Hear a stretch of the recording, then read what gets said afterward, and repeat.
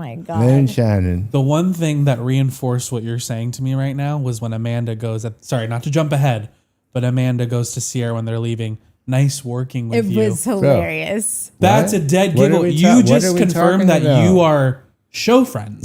She looked Sierra dead in the eyes, hugged her, and said, and I need you to really hear this. Ness working with you. Not goodbye. Not see you next season. Nice working with you. That's not a slip. That's a confession. And if you've been watching this season wondering if you were the only one who felt like something was deeply off about Amanda Batula, I'm here to tell you, you weren't wrong.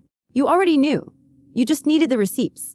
Let's go through them. Because here's the thing. This finale didn't just wrap up a messy season.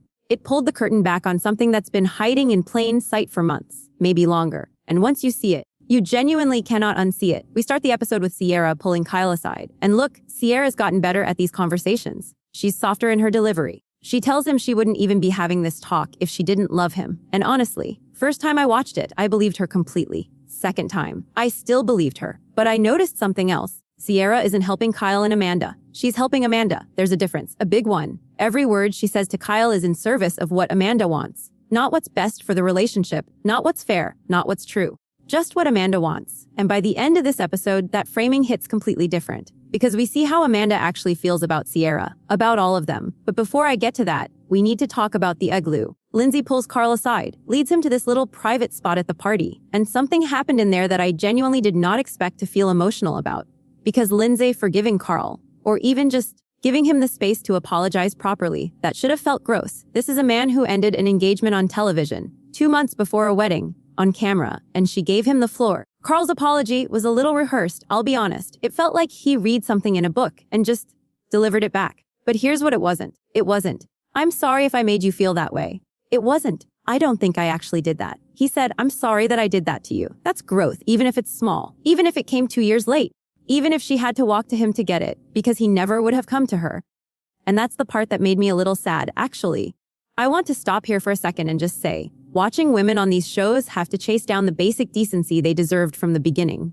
It never stops being exhausting. Lindsay shouldn't have had to be the one to walk over there, but she did it with more grace than most people would have. She kept her cool. She said her piece.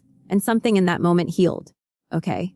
Now we get to West. West has a conversation with Ben on the lounge chairs that is, actually, let me rephrase that. It's not just honest. It's the most honest thing Wiz has said this entire season, possibly ever. He tells Ben he's always liked Sierra, that their chemistry is easy and natural, that it's hard to ignore, and then he says the line that stopped me cold. The problem is I couldn't say that 2 years ago. He made 1,000 excuses for why he didn't want to be with her instead of just being direct. And now, sitting there with Ben, he finally says out loud what Sierra deserved to hear to her face years ago. Here's where it gets interesting. There's a version of Wes we've been watching in confessionals, white shirt, older footage.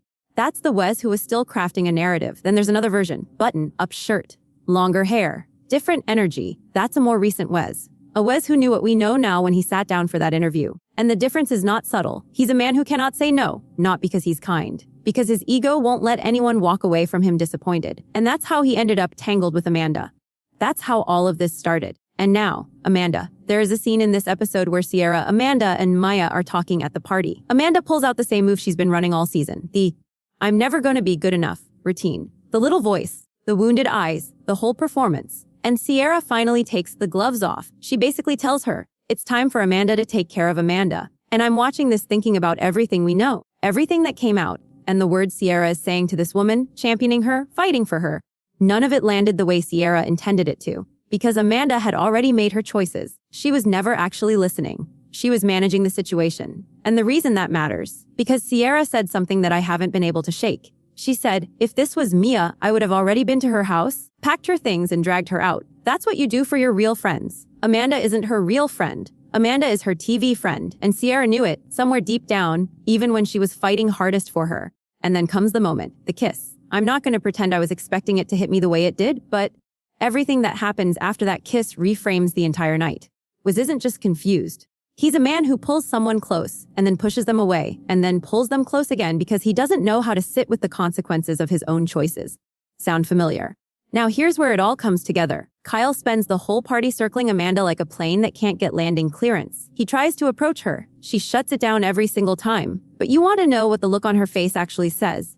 It says, I finally have a real, public, documented reason to leave. And I am not letting you get 1 second of camera time to muddy this story. She enlisted the PR machine. She kept the narrative tight. She stayed on brand. And the dinner table blow up from earlier in the season, she's treating that like a gift. Like confirmation. Like a green light from the universe. And maybe it was. But the way she's using it, that's not grief. That's strategy. Now here's the part that this whole episode made me realize, and I genuinely don't know what to do with it. There's a real chance that this relationship was over before Summer House even started filming. That Kyle and Amanda had already made some kind of arrangement. That they'd do one last summer together, build a story for the next show, and then go their separate ways in a way that made good television. I'm not saying that as a conspiracy. I'm saying it because Kyle, the Kyle who we've watched lose his mind over way smaller things over a decade, is weirdly calm about all of this. Too calm. And 10-year veterans of reality TV don't walk into a summer without knowing what story they're going to tell. And look, if that's true, it doesn't excuse what Amanda did to Sierra. It doesn't make the manipulation okay. It doesn't undo any of the specific choices she made about specific people. But it does change the framing. And that's the part that actually bothered me most about this episode. Not the kiss. Not the apology in the igloo. Not even that terrible line at the end. It's that this show, the show I genuinely love, might be further from reality than I ever wanted to admit. So I'll leave you with this. When you're wrapping up a season and you say goodbye to a castmate you've shared a house with all summer, and the words that come out of your mouth are, "Nice working with you." What does that tell you? Drop it in the comments. Because I already know what I think, and I think you do too.